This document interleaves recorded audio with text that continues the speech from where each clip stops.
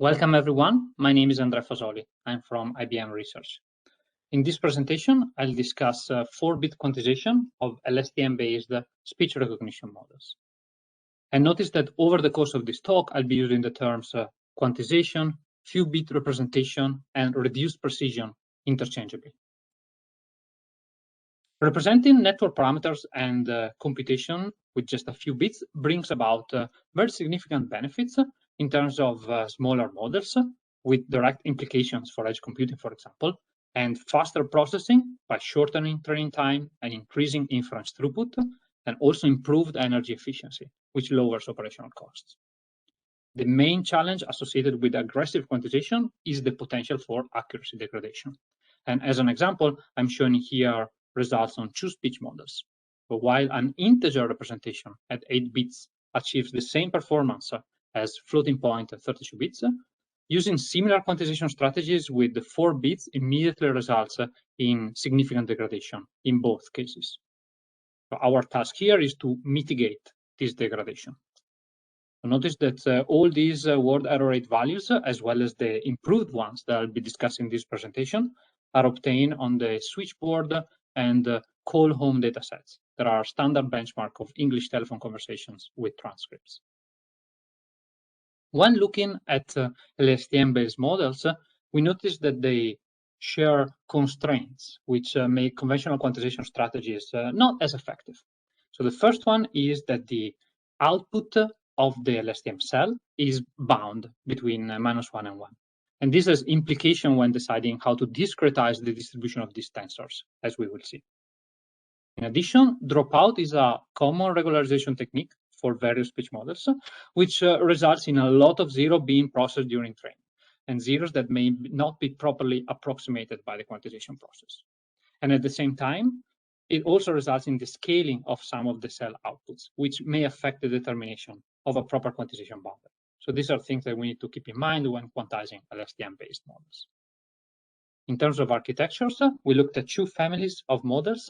First is hybrid deep bidirectional LSTM hidden Markov models, and we looked at, in particular, at 2 models because we wanted to see how the performance of our quantizer scale with both the size of the network itself and the size of the training datasets. In terms of quantization strategies, we quantize weights, inputs, and hidden states in all the LSTM and fully connected layers that comprise the encoder. We don't quantize the decoder, the HMM part of the network. And we will show results for both training from scratch or fine-tuning. The other families of models that we looked at are recurrent neural network transducers, and these are end-to-end models fully trainable with the neural network in just a single step. The encoding part of the network is similar to the hybrid model. What really changes is the prediction side. Of the network, the language model, which now is done using single-layer unidirectional LSTM. And then the outputs of both encoder and prediction network are combined into a joint network. In terms of quantization strategy, we focus on the LSTM layers because the linear layers here are fairly small, and we quantize both the weights and activations in these LSTM layers. And in the first LSTM layers of the encoder, we will see that has a strong impact on the performance of the network. So sometimes we keep this in higher precision. And we also train this network either from scratch or fine-tuning, and we'll see that it's important to customize the learning rate schedule. So what is quantization? Well, as mentioned, so this is the representation in reduced precision of network parameters and computations. And in particular, with integer quantization, we map the values of a tensor to discrete levels, often equidistant. This is unlike a floating point format where different parts of the numbers take on different meaning, like here, like sign, exponent, mantissa for floating point. Not the case for integer quantization. And as an example here, we see a distribution of values, could be from a weight tensor, for example, and each value is fit into the closest bin. Quantization can be used to accelerate either training, in which case we want to quantize weights, activations, and also the gradients for backpropagation, or can be used to accelerate inference, and we only need to quantize weights and activations. Importantly, regarding quantization for inference, which is the focus of this work that I'm presenting now, two main strategies are available. The first one is post-training quantization, where we take a network trained in full precision and discretize the parameters as is. This is fast, but may easily incur in accuracy degradation depending on how the process is done. Alternatively, we can use quantization-aware training, which is what we will be doing as part of this work, where we retrain the network while simulating the discretization. So this way, the network learns how to compensate for the additional error that we are introducing. So to reiterate, in order to accelerate inference, we retrain the network to achieve the best performance. And the task of an integer quantizer is to map an almost continuous distribution into just a few discretized levels. And here we show how the conversion process works. It's very straightforward. We clamp the tensor between some thresholds, then we shift and scale to a value that is proportional to the number of bits. Then we do some rounding, maybe either direct straight rounding or some stochastic rounding, and then we bring the tensor back. And effectively, the task of different integer quantizer is to determine what's the most appropriate boundary for this quantization process. And we can use different quantizers. So for the weights, for example, we can use just the maximum value as our boundary. And this has a problem that when the tensor contains outliers, then the quantization levels may get spaced out, and so we lose in resolution. As an alternative, we can use statistics-aware binning, or SAWB, that effectively looks at the shape of the distribution to estimate a better alpha that tries to minimize the mean square error. For activations, we can also use a variety of different quantizers. Simplest one is fix, essentially using a predetermined alpha, and this is obviously the fastest quantizer because we don't need any calculation during retraining to calculate alpha, but we need to have a way to determine to have a good guess for what a good alpha may be. And we can also use max quantizer, or alternatively, we can use something like packed, parameterized clipped activations, where we learn alpha during the training process. So alpha is another parameter of your network. So this is the most expensive way in terms of overhead during retraining. And in this work, we introduced the bound-aware clipping back, which tries to get the best of these two words, or fixed versus learn quantizer. So depending on the position on the network, we use different quantizers. And for the hidden states, we use a fixed quantizer with alpha equal to 1. For the inputs of the first layer, we use a learn quantizer. This is because they have a wide dynamic range, and so it's appropriate to try to learn what's the best alpha during the retraining process. But for the input to the layer past the first one, then we use again a fixed quantizer, but this time we scale it by the scaling factor that dropout introduces.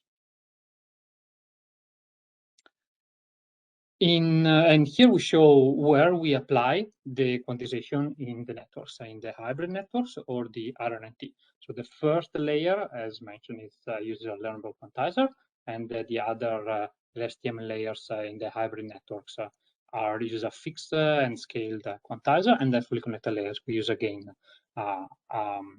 learnable quantizer. And for the RNN-T, we use all the LSTM layer past the first one in the encoder, and also in the prediction network, we use this fixed and scale quantizer as well. And as mentioned, the first layer has a strong impact on the performance on the network, and so typically we keep it in higher precision. So on to the results. The 8-bit quantization, even with the simple quantizer, max quantizer for weights or for activations, achieves the same performance as floating point 32. But if we use the same quantizer at 4 bits, as you can see here, we see a large gap both in losses and in WER, which is what I I put here in parentheses. And so progressively, we can change the quantizer for weights and activations and trying to find a better configuration. And what we find is that a combination of sold quantizer and back quantizer for activations achieves the best results, just 0.3% degradation in average WR compared to the full precision baseline, in the shortest training time compared to using a back quantizer everywhere. And quantization-aware training can be expensive, right? And so we investigated the impact of fine-tuning from a pre-trained full precision model. And here we show that for both hybrid models, fine-tuning achieves either comparable WER or even sometimes marginally better in just half the train time. So we also find that it's important to apply an appropriate learner scheduling fine-tuning, and this takes the shape of a monotonically decreasing schedule. This is what we used to plot these gray curves here. We use a similar quantization strategy for the RNN-T, so using back to limit quantization overhead, and also we use a large batch size just to limit the train time compared to the batch size that we use for the baseline. And the first LSTM layer of the encoder shows a very significant impact on performance. We can see here comparing these two lines, and so we typically keep it in full precision. And notice that even with the first layer in full precision, over 90% of the parameters of the network are left in 4 bits. Fine-tuning is found once again to have a very good impact on performance. It's very effective, and it also shortens significantly quantization of our training time. And we can optimize the learning array schedule. And again, we find that a decrease in learning array schedules is most appropriate to find the best performance. We also see a trade-off between batch size and accuracy. So typically, the lower the batch size, the longer the training time, but we can also get additional, maybe marginal gains on the accuracy itself. And we also tried to put the prediction network in full precision. This has a very small impact in improving the performance. So most of the degradation of using 4 bits comes from the encoding side and not the decoding. But also this is not recommended because this will also have a strong impact on the inference runtime of your model. And in the end, so we see that we get a little bit above 1% degradation compared to the baseline. We use a hardware simulator to estimate the gains in inference runtime, specifically for the RNN-T network. And so with these numbers are based assuming an average sequence length. We use the average sequence length of training, which is 152, okay? But this may vary depending on your inference workload. And we also vary the beam size, which is effectively how many hypotheses we keep track of. And we can see that 4 bits quantization improve both encoding and decoding runtime for a combined speed up of about 2.6 times.